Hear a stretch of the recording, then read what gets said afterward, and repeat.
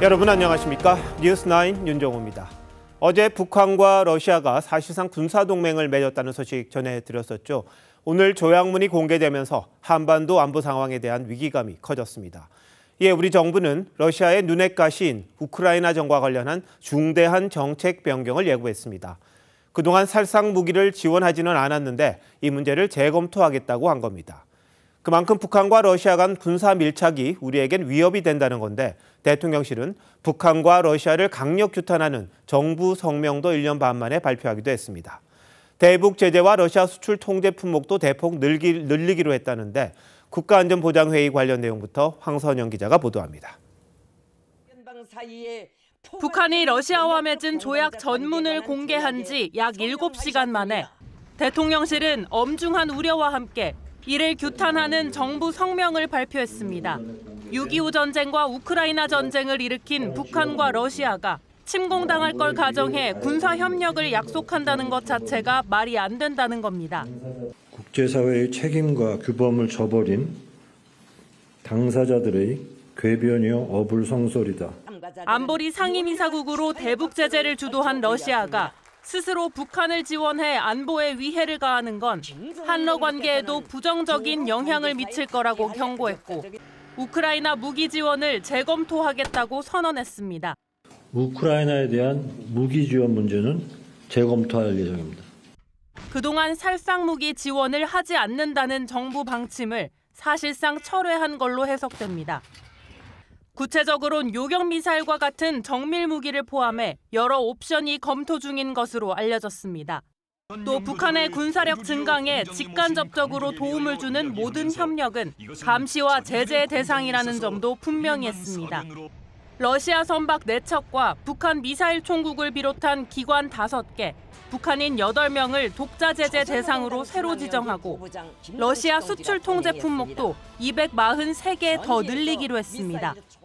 대통령실은 한미 확장 억제력과 한미일 안보 협력을 더욱 강화하겠다고 했는데 조만간 한미 고위급 접촉이 이뤄질 전망입니다. TV조선 황선영입니다. 한국이 전쟁 중인 국가에 살상 무기를 지원하는 건 전례를 찾기 어렵습니다.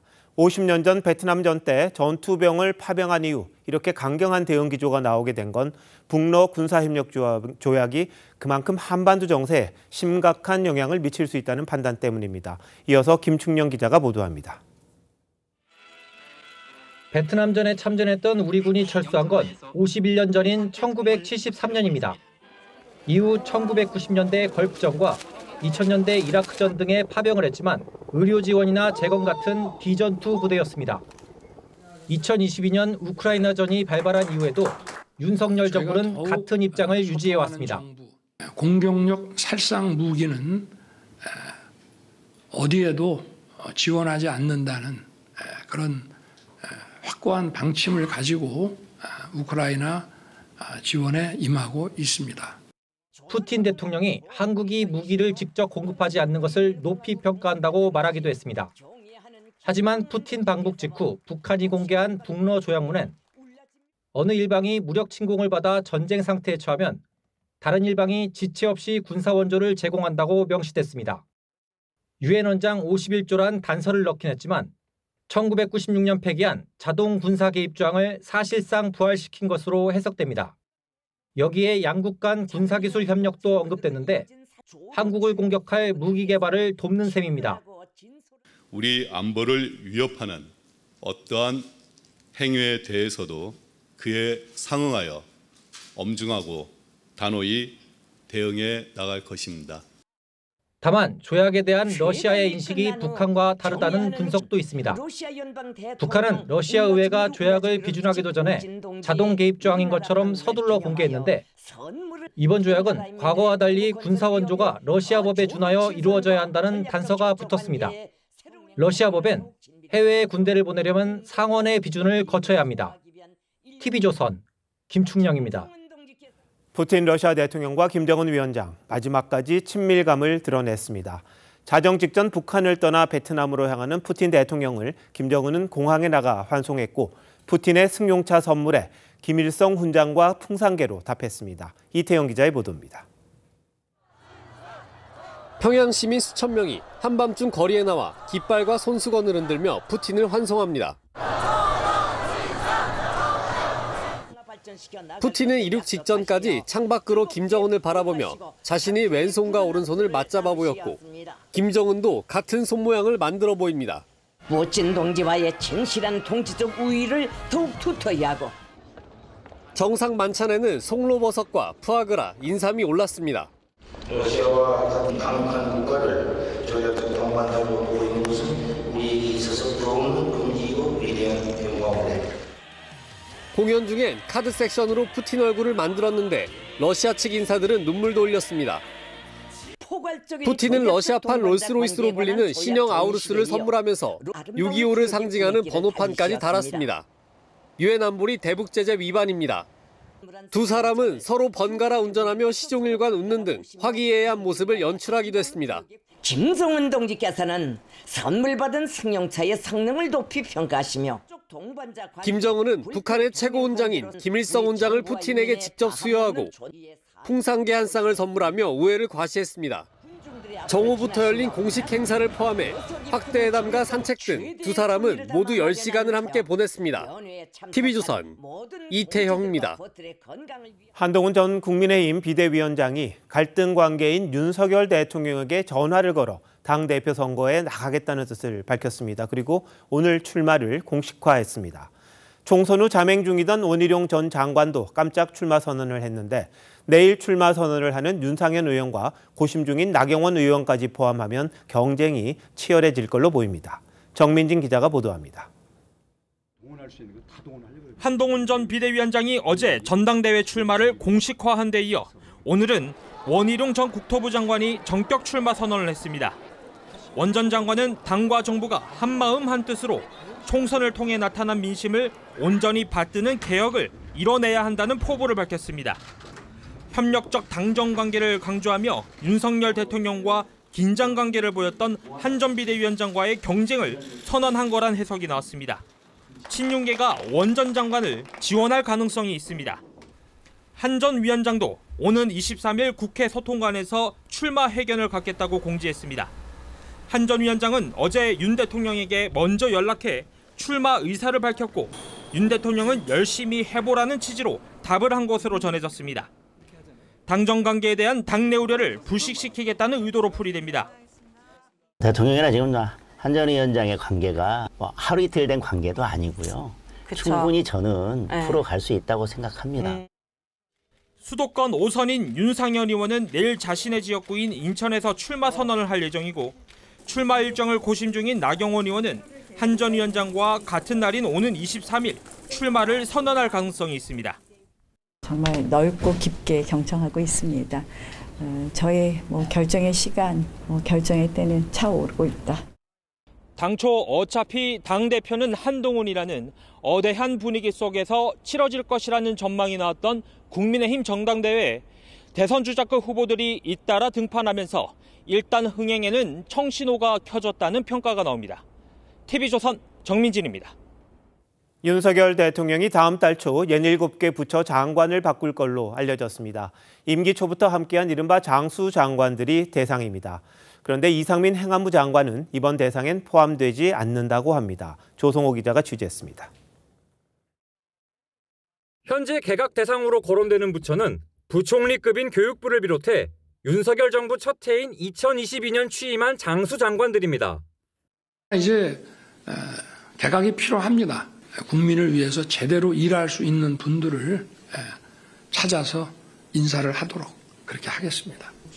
대통령실은 총선 패배 이후 첫 개각인 만큼 최신 메시지에 공을 들이고 있지만 검증 과정에서 변수가 많은 걸로 전해졌습니다. 여권 고위 관계자는 외교 일정과 국회 상황 등을 감안해 다음 달 초 개각을 추진 중이라며 어느 정도 윤곽이 잡혔는데 총선 낙선자나 현역 의원 발탁은 쉽지 않은 분위기라고 전했습니다. 당초 교체가 거론됐던 이상민 행정안전부 장관은 이번 개각 대상엔 포함되지 않는 것으로 알려졌습니다.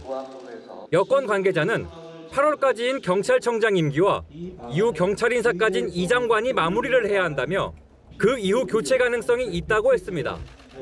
한덕수 총리 유임도 확정적인데 국회 인준이 불투명한 데다 대체할 인물을 찾는 것도 만만치 않다는 이유입니다. 윤 대통령은 오늘 총선 후 첫 정부 부처 개편으로 차관급 인사를 단행했습니다.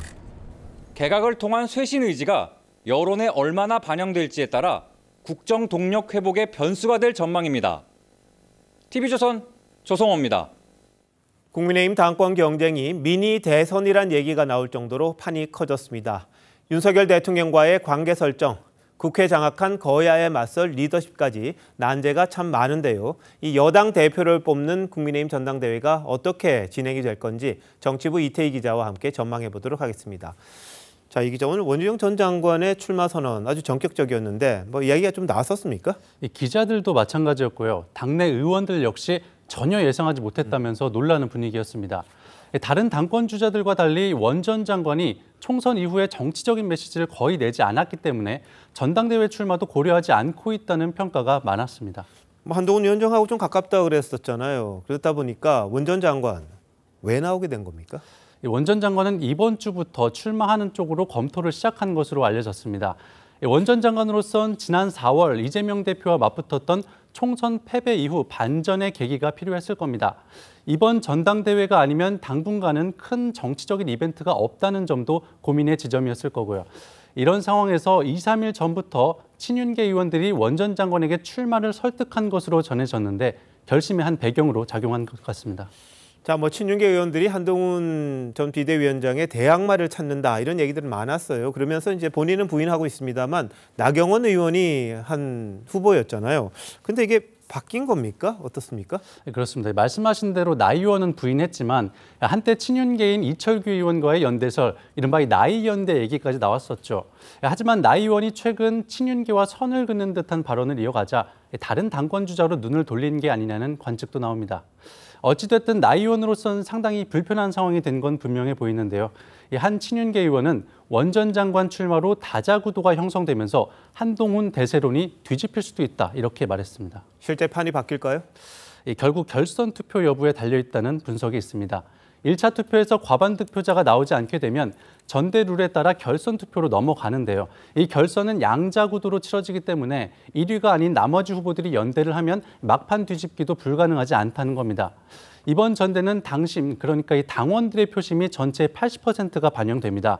오늘 한 전 위원장이 윤석열 대통령과의 통화 사실을 공개한 것도 바로 이 당심을 감안한 걸로 봐야 할 듯합니다. 자, 이제 야당 상황도 한번 살펴보죠.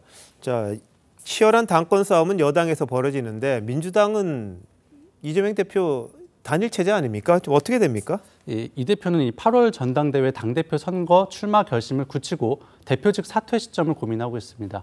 앞서 리포트에서도 전해드렸지만 이 대표가 조금 전 한밤 긴급 최고위를 소집했습니다.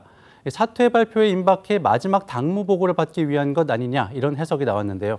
다만 내일 아침에도 이 대표가 참석하는 최고위원회의가 예정돼 있기 때문에 오늘 밤 깜짝 발표가 나오지는 않을 거라는 게 민주당 관계자의 설명입니다. 네, 국민의힘은 빅샷들이 출마하면서 경쟁이 치열해지고 흥행이 될 것 같은데 민주당은 아무래도 좀 흥행은 안 될 것 같은 그런 느낌인데요. 좀 지켜봐야겠군요.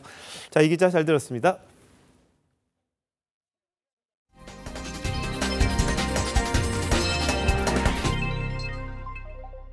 민주당이 공언한 대로 윤석열 대통령이 거부권을 행사했던 법안들을 발빠르게 재입법하고 있습니다. 그제 방송 3법에 이어 오늘은 노란봉투법과 양곡관리법을 소관 상임위에 상정했습니다. 지난 국회 때 폐기된 법안을 즉시 상정할 수 있도록 하는 이른바 폐기 법안 부활법도 추진한다고 합니다. 최원국 기자입니다. 국민의힘 의원들이 불참한 가운데 민주당 소속 안호영 한노위원장이 노란봉투법으로 불리는 노동조합법 개정안을 상정합니다. 이의 없으십니까? 네, 이의가 없으므로 가결됐음을 선포합니다. 노란봉투법은 하청 노동자에 대한 원청 책임을 강화하고 노조의 불법 파업에 따른 손해배상 청구는 제한하는 법안입니다. 야권 단독으로 열린 국회 농해수위에선 양곡관리법이 다시 상정됐고 민주당 의원총회에선 간호법을 포함한 4개 법안 추진이 당론으로 채택됐습니다. 모두 윤석열 대통령의 거부권 행사로 지난 21대 국회에서 폐기된 법안들입니다. 지난 총선 결과는 무능, 무책임, 무도한 윤석열 정권을 야당이 중심이 되어 확신하게 견제하라는 것이었습니다.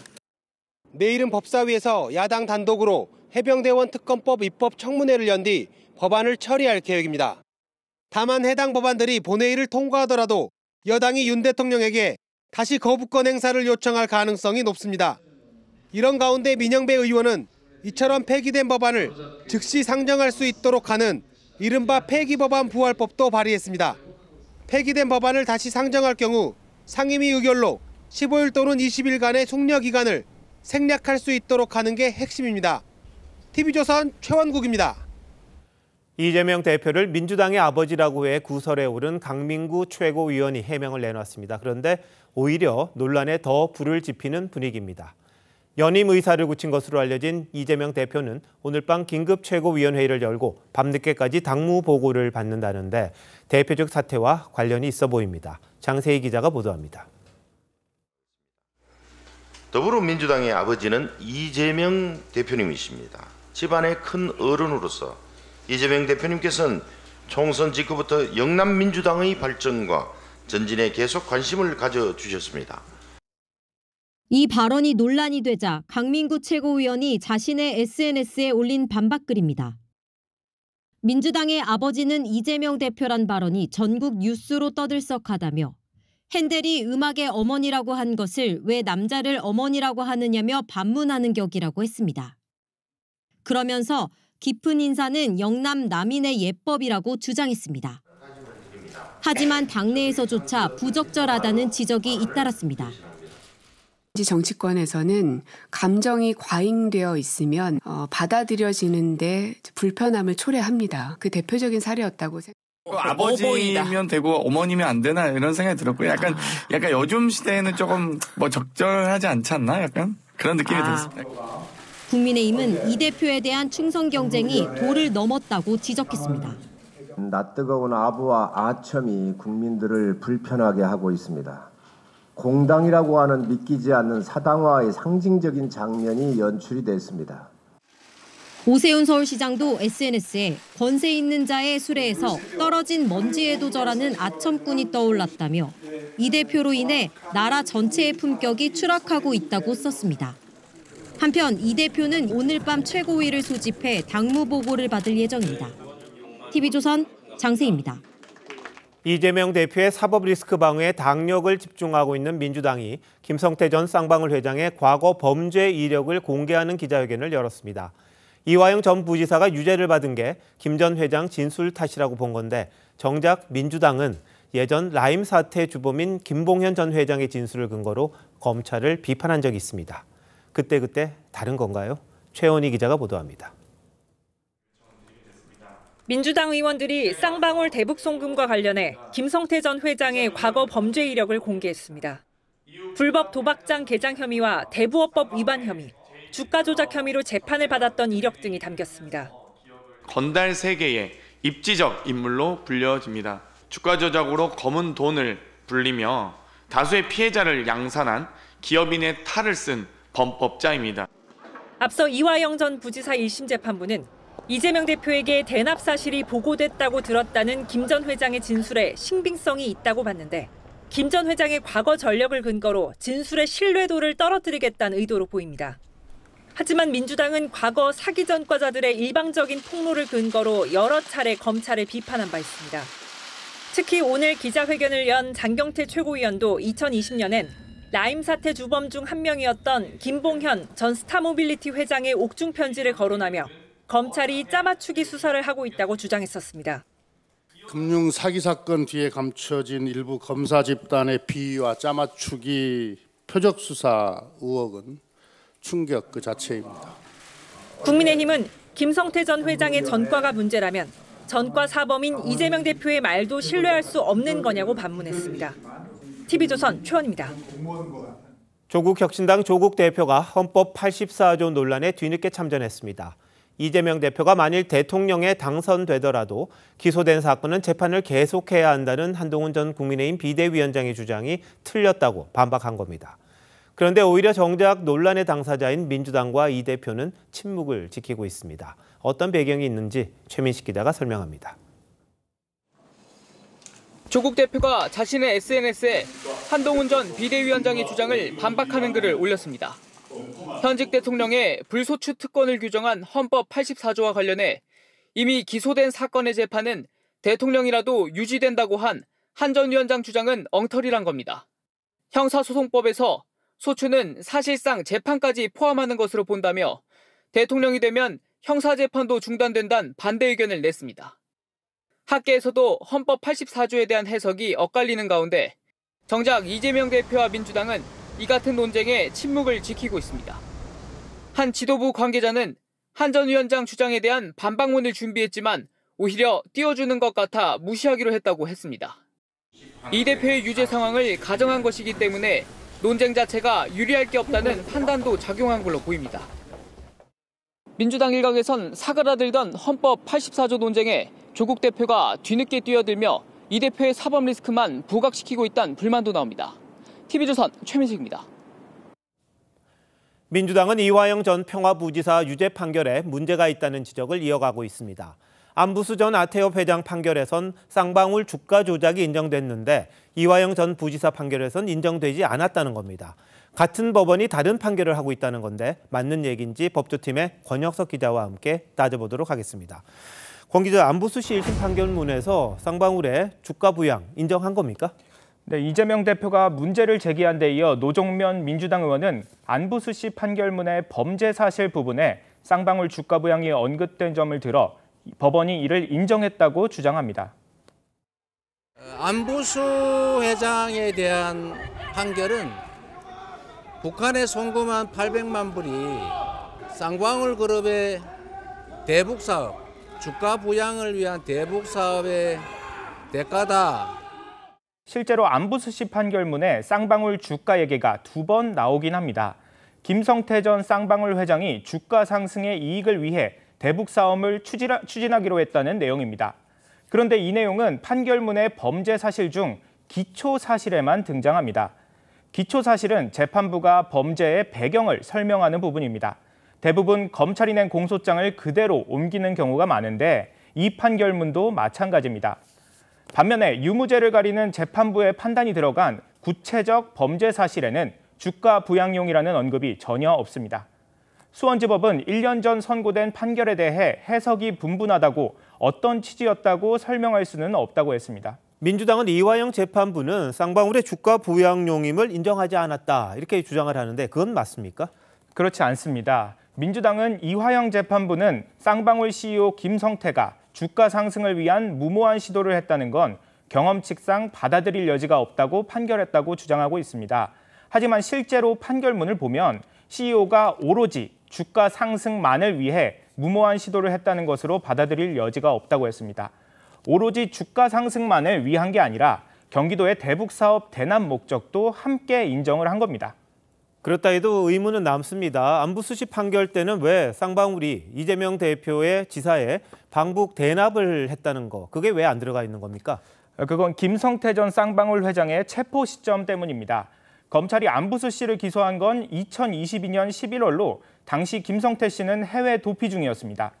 김 씨가 태국에서 체포돼 압송된 건 이듬해 1월입니다. 그 때문에 16기 팀 좀 죄송하고 있습니다. 이 때문에 안부수 씨에 대한 검찰 공소장엔 관련 부분이 들어갈 수가 없었던 겁니다. 검찰은 안부수 씨 항소심 공소장은 이화영 씨와 경기도의 대북 송금 관련성을 포함하는 내용으로 변경을 했습니다. 이 대표 방북 등을 위해 800만 달러를 북한에 줬다. 2차례에 걸쳐 이 대표와 통화해 대납 사실을 밝혔다는 김성태 씨 진술은 이화영 판결문 그리고 검찰이 법원에 낸 이재명 대표 대북 송금 공소장에 명시돼 있습니다. 두 재판이 시점이 차이가 나다 보니까 주장을 달리할 수 있을 것 같은데 2심 또 지켜보면 그 내용이 맞는지 안 맞는지 알 수가 있겠군요. 권 기자, 잘 들었습니다.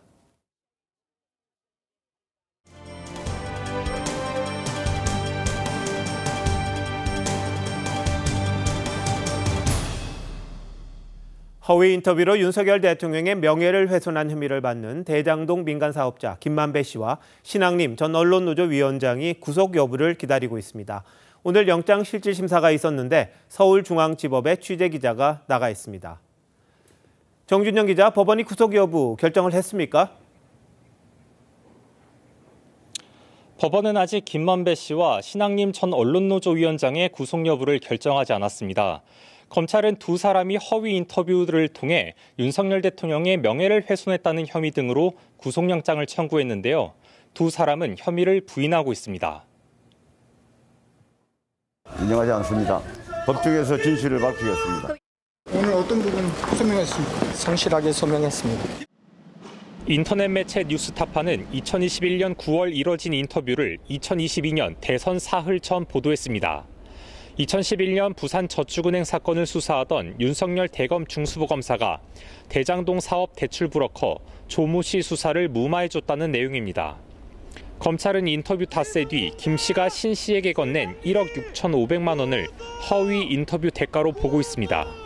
신 씨는 책 대금이라며 혐의를 부인했고 김 씨는 대화가 녹음되는 줄 몰랐다고 했습니다.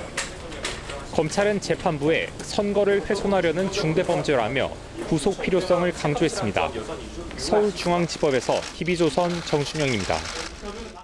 김준영 민주당 의원의 이대생 성상납 발언 후 폭풍이 커지고 있습니다. 그제 이화여대가 김 의원을 명예훼손으로 고소한 데 이어 오늘은 대학 동문 1,600여 명이 경찰에 고발했습니다. 총선 당시 사과했던 김 의원은 이화여대 관계자들을 명예훼손으로 오히려 막 고소했습니다. 선거 전과 후 뭐가 달라진 건지 조유진 기자가 보도합니다. 이화여대 동문 1,600여 명이 김준혁 민주당 의원을 명예훼손 혐의로 경찰에 고발했습니다. 허위 사실에 기초해서 이화인에게 심각한 명예훼손을 하셨기 때문에 저희가 고발장을 제출을 했고. 김환란 이화여대 초대총장이 미 군정 시기에 학생들을 미군 장교들에게 성산납시켰다고 한 김 의원의 과거 발언을 문제 삼은 겁니다. 앞서 지난 18일 이대 법인인 이화학당도 김 의원을 고소한 바 있습니다. 총선 때 사과했던 김 의원은 제가 했던 발언이나 글 속에서 불편함을 느꼈던 많은 분들께 그 부분도 사과를 드리면서 오늘 장명수 이화학당 이사장 등을 명예훼손과 업무방해 등 혐의로 막 고소했습니다. 김 의원은 1950년대 미군 방첩대 보고서에 근거한 발언이라고 주장하지만 실제 당시 보고서엔 매춘부 역할을 했다는 주장도 있다며 애매하게 썼고 한 달 후 보고서에선 성상납설은 출처 불명이라고 밝혔습니다. 이화여대 동문들은 내일 김 의원을 무고죄로 추가 고소하겠다고 밝혔습니다. 학교 측과 김 의원의 법적 갈등이 갈수록 심화되고 있습니다. TV조선 조유진입니다. 오늘 계신 곳에서 날씨가 어땠는지 모르겠습니다. 중부 지역에는 올해 첫 폭염 경보가, 제주도에는 호우 경보가 발표돼서 대조를 이뤘습니다. 서울은 오늘도 35도까지 올랐지만 올해 처음 개장한 한강 수영장이 이른 폭염이 가져온 더위를 날려줬는데요. 제주는 시간당 50mm 넘는 폭우가 쏟아져서 한라산이 통제됐습니다. 고승영 기자입니다. 경기도의 한 전통시장. 대형 선풍기를 켜놨지만 손님들의 발길이 줄었습니다. 수산물 가게 주인은 생선이 상할까 연신 얼음을 퍼나릅니다. 2시간도 안 하면 다 녹아요. 날씨가 더워서. 근데 얼음값도 장난이 아니거든. 오늘도 서울은 35도, 경기도 용인과 고양은 36도까지 수은주가 치솟았습니다. 중부지방 대부분 지역에 폭염특보가 내려진 가운데 한강 야외 수영장 6곳은 올해 처음 문을 열었습니다. 이용객들은 폭염이 오히려 반갑다는 표정입니다. 지금 뜨겁잖아요.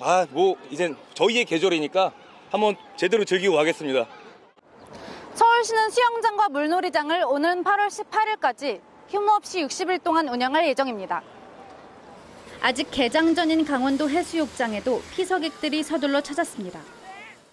요즘 특히 오늘 너무 더웠는데 팔이 탈 정도로 더웠는데 더위가 가시는 것 같아요. 장마가 시작된 제주도엔 폭염 대신 강풍과 함께 장대비가 내렸습니다.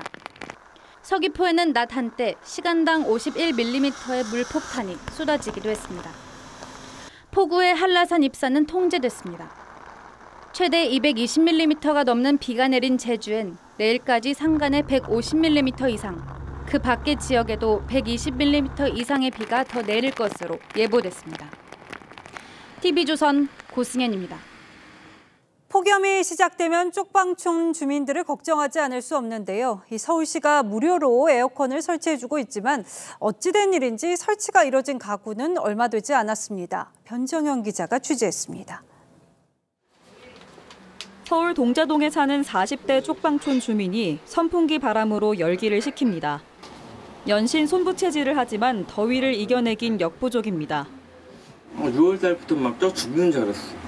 7, 8월 달은 어떻게 살아야 될지 모르겠어요. 동자동이 여기 있어요. 주민들은 더운 날씨에 운동화 끈으로 만든 고리를 걸어둔 채 문을 열고 잠을 청합니다.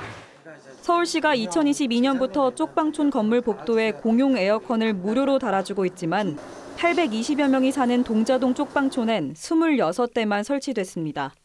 주민 수가 더 적은 돈이동이나 남대문 쪽방촌보다도 적습니다. 일부 건물주들이 반대하기 때문입니다. 건물이 거의 노후가 돼서 애덕도 거의 좀 위험한 상태라 그러거든요. 설치하면 벽을 뚫는데 벽도 좀 좋지는 않은 상태라. 서울시는 건물주들이 재개발을 위해 세입자를 내보내려는 입장이라 에어컨 설치 협조를 구하는 게 쉽지 않다고 말합니다. 건물주들이 세입자 숫자가 지금 기존보다는 적은 게 앞으로 재개발 이게 좀 도움이 될 거라고 생각을 하시는 것 같아요. 역대 최악의 무더위가 올 거란 예보 속에 온열 질환자 발생이 우려되는 상황입니다. TV조선 변정현입니다. 서울 역삼동의 한 아파트에서 불이 났습니다. 인근 초등학교에는 대피령까지 내려지는가 하면은 갓난아기 등 23명이 연기를 마셔 병원으로 옮겨졌는데요. 경찰은 에어컨 실외기 용접 도중 불이 난 것으로 보고 있습니다. 정은하 기자입니다. 아파트 창문 밖으로 시뻘건 불길이 솟구칩니다. 오고 있어요? 뭐야? 검은 연기가 아파트 단지를 순식간에 뒤덮습니다. 오늘 오후 1시 20분쯤 서울 역삼동 아이파크 아파트에서 불이 났습니다. 아파트 10층에서 시작된 불은 삽시간에 상층부로 번졌는데요. 최고층인 16층까지 검게 그을렸습니다. 저희는 같이 나와서 이렇게 상황을 열었더니 연기 올라오니까 같이 위험해서 이렇게 한 거예요. 주민 14명이 옥상으로 대피했고 5개월 갓난아기 등 23명이 연기를 들이마셔 3명은 병원으로 옮겨졌습니다. 한 명은 화상된 51세 남자고요. 나머지는 아기 2명인데 아마 가스를 마셔서 문제가 아닌가라고 생각이 되고. 인근 초등학교는 긴급 대피령을 내리고 학생들을 서둘러 하교시켰습니다. 학교 쪽으로 연기가 너무 지독해서 학생들 마시면 이거 안 되겠다 해가지고 보건 선생님도 다 나왔는데. 경찰은 불이 난 아파트 10층에서 에어컨 실외기 용접을 하던 중 불꽃이 옮겨 붙었다는 수리기사의 진술을 확보하고 화재 원인을 조사 중입니다. TV조선 정은하입니다. 부산항에서 또 코카인이 대량으로 적발됐습니다. 이번에는 미국산 육류가 실린 컨테이너에서 110만 명이 투약할 수 있는 분량이 나왔습니다. 우리나라는 코카인 소비국이 아닌데 도대체 누가 이 많은 양을 밀수한 걸까요? 하동원 기자의 보도입니다. 세관 조사관들이 냉동 컨테이너 안에 있는 벽면을 뜯어냅니다. 냉각기 사이로 벽돌 모양의 물체가 여러 개 발견됩니다. 와. 와, 진짜. 겹겹이 포장된 비닐을 뜯어내니 흰 가루 덩어리가 나옵니다. 코카인입니다. 엑스레이 검사로 발견했습니다. 꼼꼼하게 그 은닉될 수 있는 부분들을 다 살펴가지고 이제 보시니까 음영이 나타난 거예요. 코카인은 총 33kg으로 110만 명이 동시에 투약할 수 있습니다. 시가로는 165억 원어치에 이릅니다. 코카인이 나온 냉동 컨테이너에는 미국에서 수입한 육류가 실려 있었습니다. 검찰은 미국 마약 단속국과 공조 수사를 벌였습니다. 하지만 육류 수입과 코카인 밀수와의 연관성은 찾지 못했습니다. 검찰은 앞서 화물선이 브라질을 출항해 모로코에 입항했던 점을 미뤄 유럽으로 마약을 운반하려다 배달 사고가 난 것으로 보고 있습니다. 그 브라질 산토스항에서 모로코 탕헤르항은 그 중남미에서 유럽으로 코카인이 밀수되는 주요한 루트이기 때문에 실제 지난 1월에도 브라질에서 온 화물선 밑에서 코카인 100kg이 발견되기도 했습니다. 세관은 중남미 지역에서 오는 화물선과 컨테이너의 검사를 강화하기로 했습니다. TV조선 하동훈입니다. 경찰이 임현택 의협회장을 불러 8시간 넘게 조사했습니다. 경찰은 임 회장이 전공의 집단 사직을 부추기고 이를 통해 병원 업무를 방해한 혐의를 집중 추궁했습니다. 이나라 기자의 보도입니다. 임현택 대한의사협회 회장이 피의자 조사를 받기 위해 경찰에 출석합니다. 전공의가 특별한 죄가 없다라는 거는 의사 회원뿐만 아니라 전 국민이 다 아시는 내용입니다.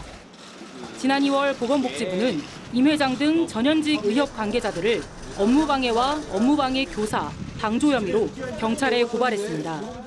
지난 2월 소아청소년과 의사 회장이던 임 회장은 SNS 등을 통해 전공의들의 집단사직을 지지하고 법률 지원을 하겠다고 밝혔습니다. 전공의들이 사직이 범죄일까요? 그렇지 않습니다. 시민으로서의 자유로운 직업 선택권의 행사입니다. 경찰은 임 회장을 상대로 전공의들의 집단 행동을 부추겼는지 이를 통해 병원 업무를 방해했는지 집중 조사했습니다. 임 회장은 지난 3월 소환 조사 당시 출석 1시간 만에 귀가했지만 오늘은 8시간 20분간에 걸쳐 고강도 조사를 받았습니다.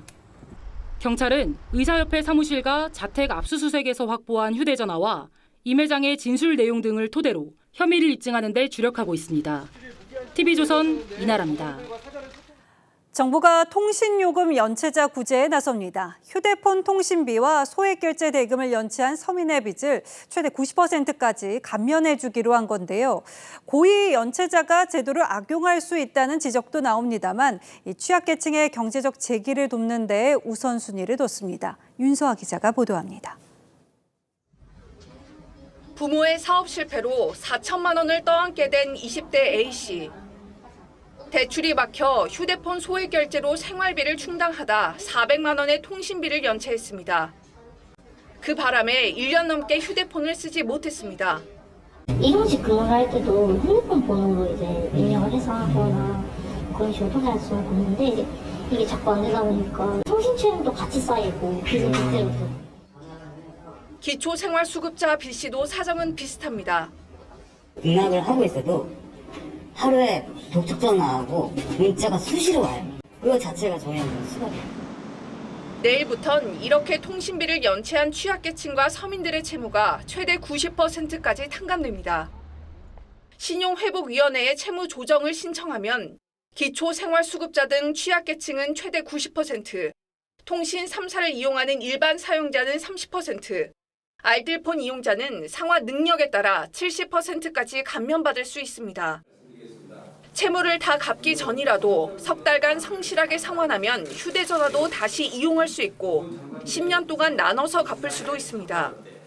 이번 방안을 통해서 최대 37만 명의 통신 채무 연체자분들의 일상으로의 복귀와 경제적 재기가 가능할 것으로 기대가 됩니다.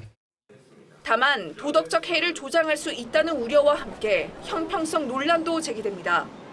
TV조선 윤서입니다. 푸틴 러시아 대통령의 북한 방문으로 전 세계는 평양의 정돈된 거리와 환영 행사에 동원된 어린이들을 지켜봤습니다. 그러나 잘 포장된 겉모습과 달리 북한 주민들의 삶은 비참합니다. TV조선은 지난해 탈북해 유엔에서 북한의 실상을 폭로한 탈북민을 단독으로 만나 북한 현실을 담은 영상을 입수했습니다. 지난해 황해도에서 촬영된 영상인데 동네 어른이 굶고 있는 어린이에게 떡을 주며 부모 행방을 묻는데 아이의 답이 가슴 아픕니다. 먼저 신은서 기자가 보도합니다.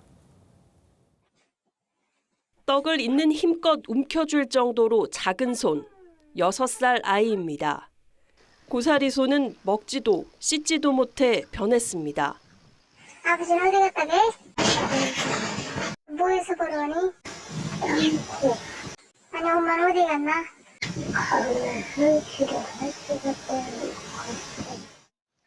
돈 벌어온다던 아빠, 강냉이 구해온다는 엄마를 기다리지만 한 달이 넘도록 소식이 없습니다. 7살 누나가 식모살이를 다니며 돌봐줍니다. 다른 어른들은 버려졌단 걸 알지만 남매는 모릅니다. 아버지는 언제 온다 하지? 엄마.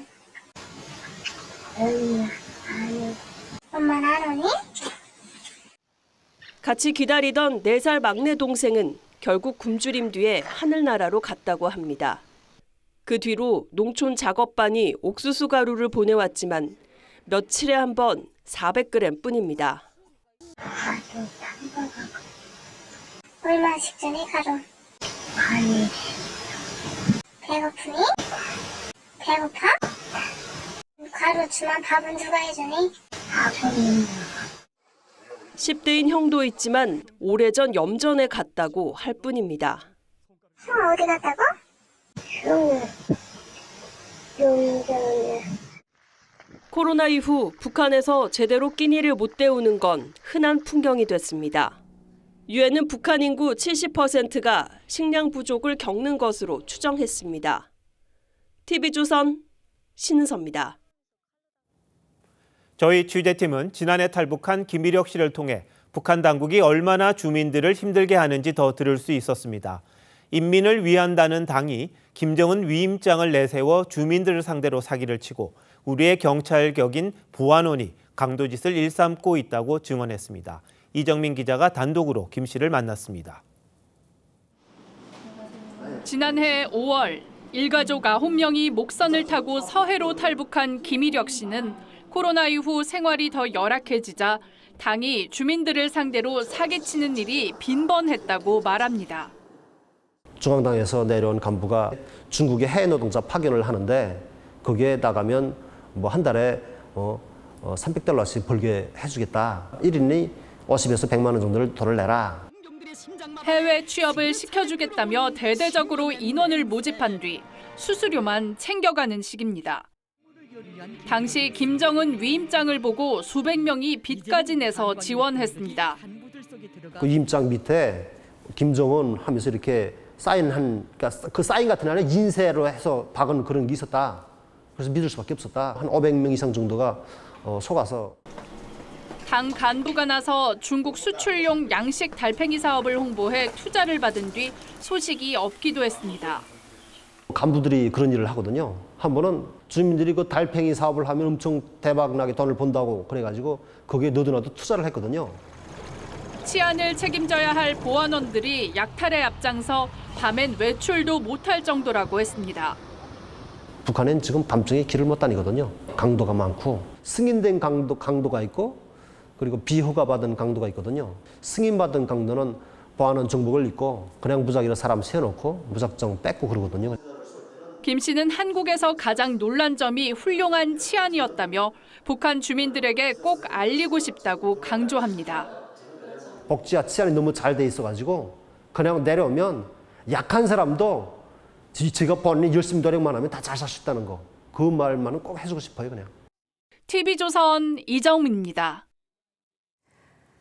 요즘 나오는 에어컨 기능도 참 다양하죠. 공기청정 기능까지 갖춘 에어컨도 있습니다. 비싸긴 하지만 공기청정기를 따로 살 필요가 없어서 많이들 이용하는데 광고와 달리 실제로는 공기 중에 떠다니는 유해물질은 거르지 못했습니다. 그럼 어느 회사 제품이 논란을 낳았는지 주지용 기자 리포트에서 확인하시죠. 공기를 센싱해 온도, 습도, 청정도 조절. 공기청정 기능을 갖춘 최신형 에어컨. 편리함 때문에 300만 원 넘는 고가에도 잘 팔립니다.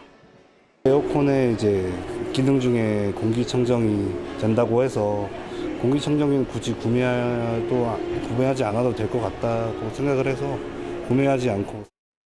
그런데 소비자원이 올해 출시한 삼성전자와 LG전자의 신형 에어컨 2종을 조사한 결과 미세먼지만 걸러낼 뿐 유해가스나 발암물질은 제거하지 못하는 것으로 드러났습니다. 두 개 제품 모두 일반 공기청정기에 장착되는 유해가스 제거 탈취 필터가 없어 유해가스 제거가 불가능해 공기청정기를 대체할 수는 없습니다. 벽지 속 접착제나 가구 등에서 묻어나오는 유해가스나 포름알데히드 같은 발암물질을 제거하려면 전용 필터를 장착해야 합니다. 시중에서 팔리는 일반 공기청정기는 이런 전용 필터가 장착돼 있지만 최신형 에어컨은 이런 필터를 빼고 출시한 겁니다. 배신감 느끼죠. 그렇게 하면 안 사죠. 처음부터 기재를 해줬으면 그런가 보다 하고 알고 쓰는데 지금까지 썼는데 이제 와서 그러면은 기분 나쁘죠. 소비자들이 오인할 수 있으니 제품 정보에 관련 내용을 기재하라는 소비자원 권고에 제조사들은 다음 달부터 시정하겠다고 밝혔습니다. TV조선 주재용입니다. NC의 악바리 손아섭이 한국 야구 역사에 길이 남을 대기록을 썼습니다. 오늘 두산전에서 안타를 날려서 박용택이 보유했던 한국 프로야구 최다 안타 기록을 뛰어넘었습니다. 성민혁 기자가 보도합니다. 타석에 들어선 손아섭. 좌중간으로 밀어 깔끔한 안타를 만들어냅니다. 박용택과 동률이었던 프로야구 최다 안타 기록 2,504안타를 뛰어넘는 순간입니다. 손아섭은 모자를 벗어 인사했고 기존 기록 보유자 박용택은 직접 꽃다발을 건네며 축하했습니다. 대기록을 세운 손아섭은 꾸준함의 대명사입니다. 2010년부터 14시즌 세 자릿수 안타를 이어갔고 2015년부턴 8년 연속 150안타를 쳤습니다.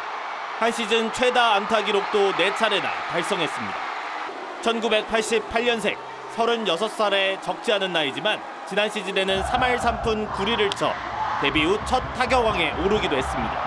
활발한 올 시즌을 포함해 이 추세를 3시즌 정도만 유지한다면 통산 3,000안타라는 꿈의 기록도 가능할 거란 얘기가 나옵니다. 꾸준함의 비결은 악바리 같은 근성과 철저한 자기관리입니다.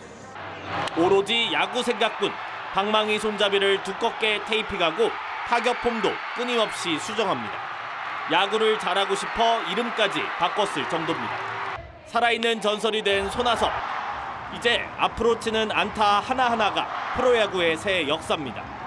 TV조선 정력입니다.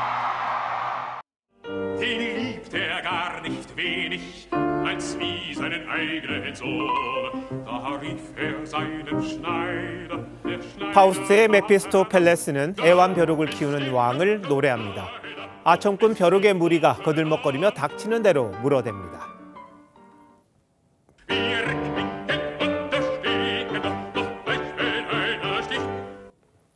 거짓말을 못하게 된 거짓말쟁이가 속마음을 토해냅니다. You're the biggest brown nose I've ever seen. You got your head so far up Mr. Allen's ass. 아첨한다를 영어로 엉덩이에 키스한다고 하죠. 얼마나 깊이 키스하면 코에 갈색 변이 묻을까요? 이런 초특급 아부꾼들을 상분지도라고도 합니다. 더불어민주당의 아버지는 이재명 대표님이십니다. 집안의 큰 어른으로서 이재명 대표님께서는 새로 임명된 최고위원이 이 대표 면전에 올린 찬사는 아첨 정치사의 한 획을 그었습니다. 각하 시원하시겠습니다. 뺨칩니다. 환영합니다. 아닙니다. 얼마나 흡족했던지 마을 끄트머리를 잘라 먹습니다. 두 사람은 나이가 같습니다. 한 최고위원은 당헌 당규 개정을 역사적 사건으로 찬양합니다. 이재명 대표 시대이기에 가능했던 일입니다. 그리고 이재명 대표께 감사드립니다. 어리둥절합니다. 무리하게 당권과 대권을 함께 묶어 대선 가도에 꽃을 깔아준 건데 이 대표에게 감사하다니요. 맞은편 사진 속 장면 총리가 취재진과 함께 알랑방귀를 지켜봅니다. 민주당은 신익희 초대 국회의장, 윤보선 대통령, 장면 총리를 당의 역사를 열어준 뿌리로 모시며 자랑했지요. 그 시대 민주당의 적통을 이어받았노라. 그 민주당의 아버지들 앞에서 새 아버지를 모셨으니 이런 모독이 없습니다. 사진 속 김대중, 노무현 대통령도 편치만은 않을 것 같습니다. 곁에 달라붙어 얼굴에 티크를 떼어내주던 측근을 이 대표는 단수 공천했습니다. 원내대표로 사실상 낙점해 무투표 당선시켰죠. 아첨의 맛에 취하면 마약에 취한 듯 헤어나지 못합니다. 귀를 막고 눈을 가린 채 암흑으로 끌려갑니다. 소크라테스가 말했습니다. 까마귀는 시체를 쪼아먹지만 아첨꾼은 생사람을 먹어치운다. 6월 20일 앵커 칼럼 오늘 민주당 아버지의 애완견이었습니다.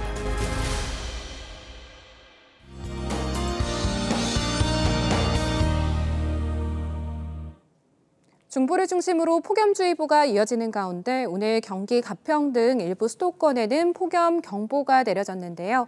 반면 제주에는 어제부터 장맛비가 내리고 있습니다. 특히 서귀포는 오후 5시를 기준으로 하루 만에 220.9mm라는 많은 비가 내렸는데요. 80년에 한 번 발생할 수 있을 정도의 확률이고요. 내일 새벽까지도 제주에 5에서 40mm의 비가 더 내리겠습니다. 남해안은 오늘 밤까지 비가 내리다 그치겠고요. 내일은 강원과 호남에 5에서 20mm 정도의 소나기가 내리겠습니다. 내일도 중부지방은 가끔 구름만 많겠습니다. 내일 아침 기온은 서울이 23도로 오늘과 비슷하겠고요. 낮에는 서울이 33도, 남부 해안가는 30도를 밑도는 곳들이 많겠습니다. 이번 주말에는 전국 대부분 지역에 비가 내리면서 더위가 한풀 꺾이겠습니다. 날씨였습니다. 6월 20일 목요일 뉴스나잇 마칩니다. 시청해주신 여러분 고맙습니다.